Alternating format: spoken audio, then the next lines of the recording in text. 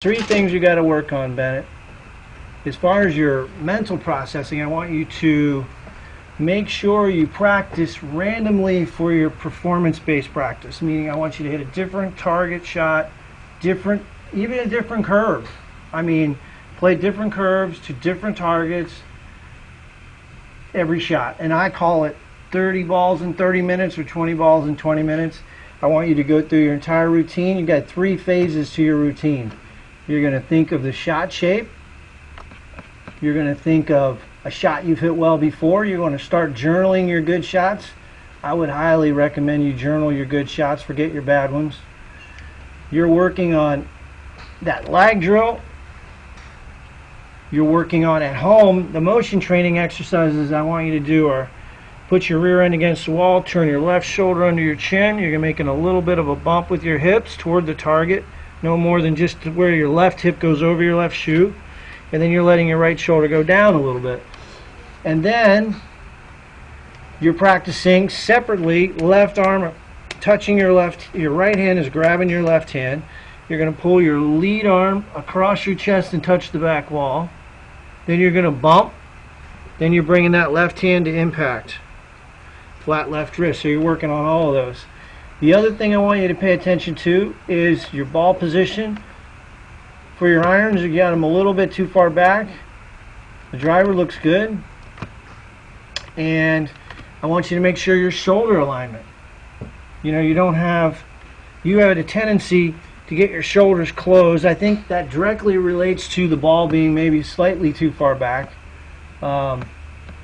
But I want you to pay attention to that. So I said, maybe take a bungee cord, cut off an alignment stick at the end so that's just wider than your shoulders. Then get that bungee cord across, or put the stick across your shoulders and practice hitting some shots. The other thing we talked about was, getting the club to look a little more down the target line, which you're already doing. There's an example of getting the club to point more parallel to your target line. As when you first started hitting today, your club was more over here.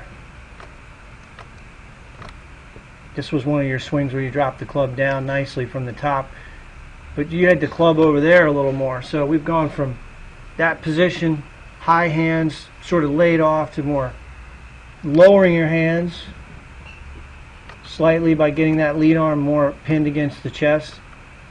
So you could see here the hands are much higher. So the other thing is your release pattern's going to be, you might hit some pushes for a little while. Maybe not, but you might. And if you do, just pay attention to getting your arms back in front of your body. Don't spin too fast or get too far out in front with your lower body. And a good drill would get a cadence 1/1000. I like to get a little pause at the top and then just work on that pump drill where you're getting your arms down in front. Your right elbow's working in front of your right hip, and you're going to get your arms back in front of you. All right. I don't think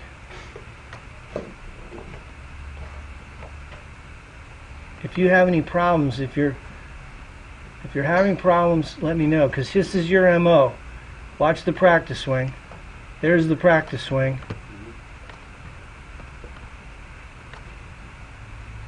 And then, I don't think you're going to do it now. I mean,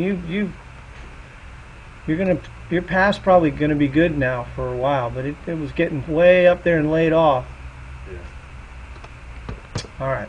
Just either call me or email me or text me if you have any problems. Yeah, I'll let you know too. Because I can usually help guys over the phone. I do it all the time. I got a kid that just won the district title in Frederick, and he was a mess the day before. So Bennett, we haven't even talked about this. You see the extension, you see how your lower body moves forward a little bit. Yeah. We haven't even worked on that. You say like one more like this, like you see how, kind of like right. And on the backswing, the lift of the arms, look where your pelvis moves. See how it moves forward when you lift? So another reason to get the hands low and more across is it'll keep your hips back longer. Got it, okay. But that, I mean, we haven't even addressed that. But in a perfect world, we'd be working on that pelvis not coming forward, you know, on the backswing. All right.